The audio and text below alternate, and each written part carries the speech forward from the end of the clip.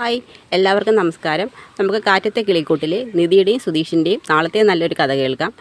എല്ലാ ദിവസവും ഉച്ചയ്ക്ക് തന്നെ ചാനലിലൂടെ വീഡിയോ അപ്ലോഡ് ചെയ്യുന്നതാണ്. എൻ്റെ ചാനൽ ആദ്യമായി കാണുന്നവരാണെങ്കിൽ ഒന്ന് സബ്സ്ക്രൈബ് ചെയ്ത് സപ്പോർട്ട് ചെയ്യണേ. കാണാനായിട്ട് അരുണും രാജീവും കൂടി സുധീഷിനെ ഒളിവിൽ താമസിപ്പിച്ചേക്കുന്ന വീട്ടിലോട്ട് വരികയാണ്. അവിടെ വരുമ്പം അവർ മോഷ്ടിച്ചുകൊണ്ട് പോയെന്ന് പറയുന്ന ഗോൾഡും ക്യാഷും ബാഗ് ഉൾപ്പെടെ തിരിച്ച് രാജീവനെ ഏൽപ്പിക്കുകയാണ്. അതിനുശേഷം രാജീവൻ പറയുന്നുണ്ട്, ഇനി അവനെ ഇവിടെ വെച്ചുകൊണ്ടിരുന്ന ശരിയാവത്തില്ല, എത്രയും പെട്ടെന്ന് തന്നെ അവനെ അങ്ങ് കൊന്നു കളഞ്ഞേക്കാൻ പറയും.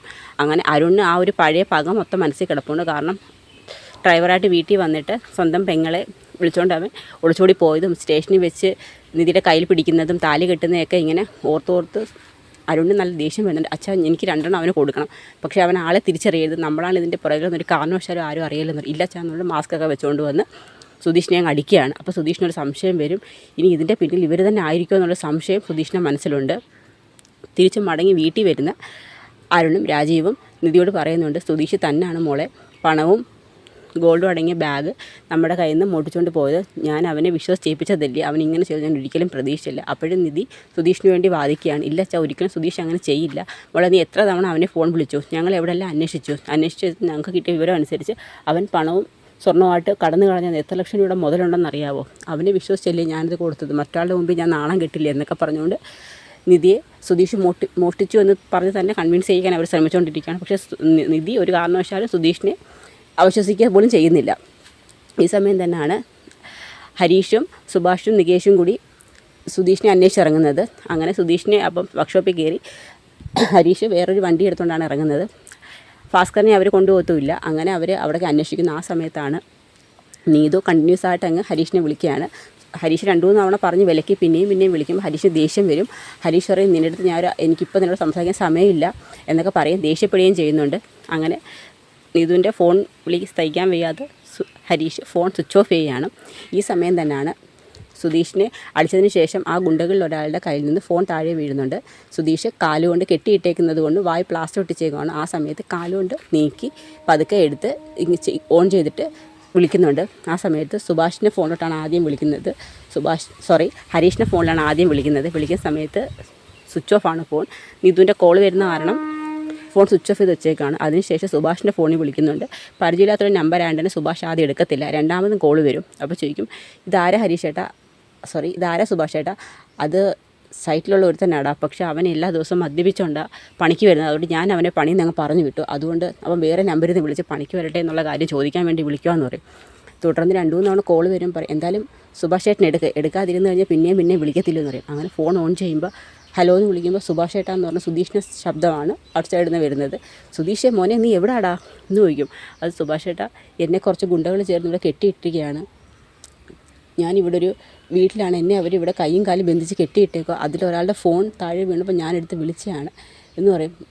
ഞാനിപ്പോൾ തിരുവനന്തപുരത്ത് തന്നെയാന്ന് പറയും. അപ്പോഴത്തേക്ക് സുഭാഷിനൊക്കെ പെട്ടെന്ന് ടെൻഷനാവും. അപ്പോഴത്തേക്ക് പെട്ടെന്ന് തന്നെ ഫോൺ കയ്യിൽ നിന്ന് താഴെ വീഴുകയാണ്. താഴെ വീണിട്ട് അപ്പോഴത്തേക്കങ്ങ് ഫോൺ പെട്ടെന്നങ്ങ് എപ്പോഴത്തേക്ക് മറ്റേ ഫോൺ കയ്യിൽ നിന്ന് മനസ്സിലാവുന്ന ആ അടിച്ച അയാൾ തിരിച്ചു വന്നിട്ട് ചോദിക്കും, എൻ്റെ ഫോൺ എവിടെയാണ് എന്ന് നോക്കിയപ്പോഴത്തേക്ക് താഴെ ഫോൺ കിടക്കും. സത്യം പറയണം, ഈ ഫോൺ എടുത്ത് നീ ആരെയും വിളിച്ചതെന്ന് ചോദിക്കും.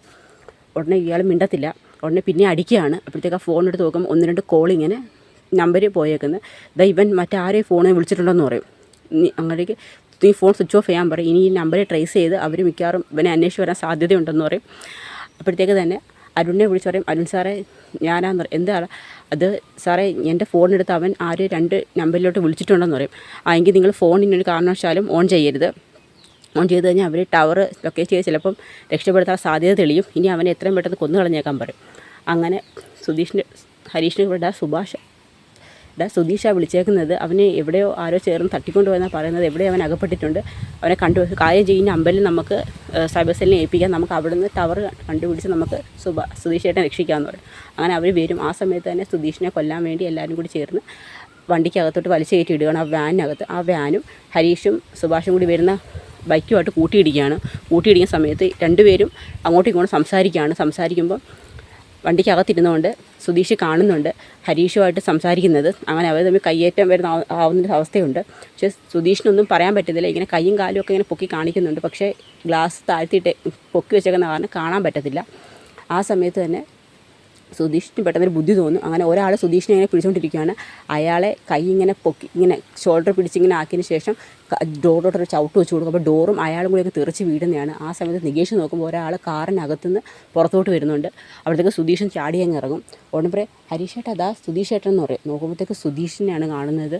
ഉടനെ അവർ തമ്മിൽ എടാ അവനെ പിടിക്കണമെന്ന് പറഞ്ഞുകൊണ്ട് സുധീഷിനെ പെട്ടെന്ന് പിടിച്ച് വണ്ടിക്കകത്തിട്ട് വണ്ടിയായിട്ട് പെട്ടെന്ന് അവർ പോകാൻ ശ്രമിക്കും. ആ സമയത്ത് ഹരീഷും സുഭാഷും കൂടി ചേർന്ന് വണ്ടി ബ്ലോക്ക് ചെയ്യുകയാണ്. വണ്ടി ബ്ലോക്ക് ചെയ്തതിന് ശേഷം അവരുമായിട്ട് അവിടെ തമ്മിലൊരു അടി നടക്കുന്നുണ്ട്. അടി നടത്തിയതിന് ശേഷം 2-3 പേര് ഓടുന്നുണ്ട്. അങ്ങനെ അതിലൊരുത്തനെ പിടിച്ചു വെച്ചിട്ട് സുധീഷിൻ്റെ വായിലെ കെട്ടുമെല്ലാം അഴിച്ചതിന് ശേഷം കാര്യങ്ങൾ ചോദിച്ച് സംസാരിക്കും. അങ്ങനെ അതിനുശേഷം ആ ഗുണ്ടകളിൽ ഒരുത്തനെ ഹരീഷ് പിടിച്ചുകൊണ്ട് അവനെ സുധീഷും ഹരീഷും ചേർന്ന് ചോദ്യം ചെയ്യുന്നിടത്താണ് നമ്മുടെ നാളത്തെ കഥ അവസാനിക്കുന്നത്.